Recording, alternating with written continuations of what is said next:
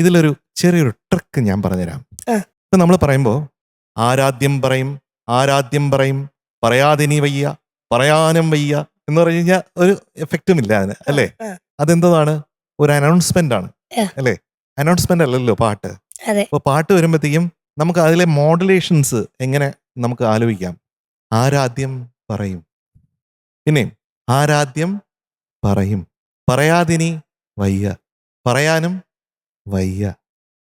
അപ്പൊ എവിടെയാണ് ഞാൻ മോഡുലേറ്റ് ചെയ്തത്? ഏ, ശബ്ദം കുറഞ്ഞ എവിടെയാ? വയ്യ. പറയും എന്നുള്ളിടത്ത് പറയും. ശബ്ദം കുറച്ചു. അപ്പോഴാണ് ആരാധ്യം എന്നുള്ളതിന് വാല്യൂ കിട്ടുന്നത്. ആ, പറയാതിനി വയ്യ എന്ന് പറയുമ്പോഴാണ്. പറയാതിനി വയ്യ എന്ന് പറഞ്ഞാൽ അത് കിട്ടൂല, അല്ലെ? ഞാൻ പറഞ്ഞ മനസ്സിലായോ? മനസ്സിലായി. അപ്പൊ അവിടെ വയ്യ എന്നുള്ളതും അതുപോലെ പറയും എന്നുള്ളതും ആ ഇടങ്ങളിൽ നമ്മൾ പതുക്കെ മെലോയ് ചെയ്തു കഴിഞ്ഞാൽ അത് ശരിക്ക് നമുക്കത് ഫീൽ ചെയ്യാൻ പറ്റും. അങ്ങനെ ഒന്ന് പാടാമോ? ആരാധ്യം പറയും, ആരാധ്യം എന്നുള്ളത് ഓപ്പൺ, പറയും മാത്രം സോഫ്റ്റ്. ആരാധ്യം പറയും, ആ, ആരാധ്യം പറയും, വെരി നൈസ്. ആ, പറയാതിനി വയ്യ, ആ വയ്യ സോഫ്റ്റ്.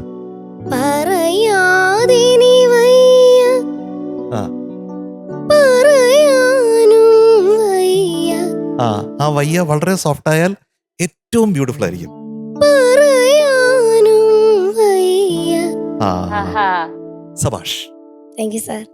അങ്ങനെയാണ് ചില പാട്ടുകൾ എങ്ങനെ പാടാം. ആ ലിറിക്സിൽ ഓരോ വാക്കുകളെയും നമ്മൾ എങ്ങനെ തഴുകി, സംഗീതം കൊണ്ട് തഴുകി, ആ കമ്പോസർ ഉദ്ദേശിക്കുന്ന പോലെ, ആ കമ്പോസേഴ്സ് പോയിന്റ് ഓഫ് വ്യൂ എന്നാണ് ഞാൻ സംസാരിക്കണത്. എങ്ങനെ ആയിരിക്കണം ഒരു പക്ഷേ രവീന്ദ്ര മാസ്റ്റർ ഉദ്ദേശിച്ചത് എന്ന് കാണാനാണ് ശ്രമിക്കുന്നത്. അപ്പൊ കുഞ്ഞാറ്റയ്ക്ക് ഇതൊരു അറിവായിരിക്കണം മുന്നോട്ട് പോകാനായിട്ട്, കേട്ടോ. പിന്നെ എനിക്ക് ചില സ്ഥലങ്ങളിൽ ശ്രുതി ചേരായിക ചെറുതായിട്ട് ഫീൽ ചെയ്തിട്ടുണ്ടായിരുന്നു. അറിയാനാശിക്കുന്നു, അവിടെ ഒരു ശ്രുതിയുടെ ഒരു പ്രശ്നം തോന്നിയിട്ടുണ്ടായിരുന്നു. പിന്നെ അഗ്നി എന്നുള്ള ഇടത്തില്, പിന്നെ വിളക്കോ മേളിൽ പാടിയില്ലേ, അതെങ്ങനെയാ പാടിയേ?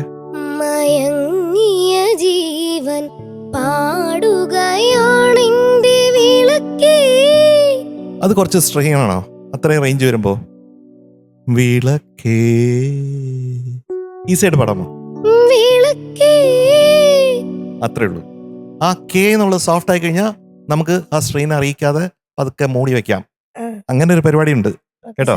പിന്നെ എരിയുന്നു നീയും ഞാനും, എരിയുന്നു നീയും ഞാനും സൂപ്പറായിട്ട് പാടി.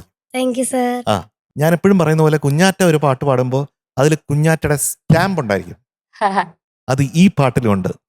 എനിക്ക് ഒത്തിരി സന്തോഷം എന്താന്ന് വെച്ചാൽ you have moved out of your familiarity zone or comfort zone. Very good. Thank you sir.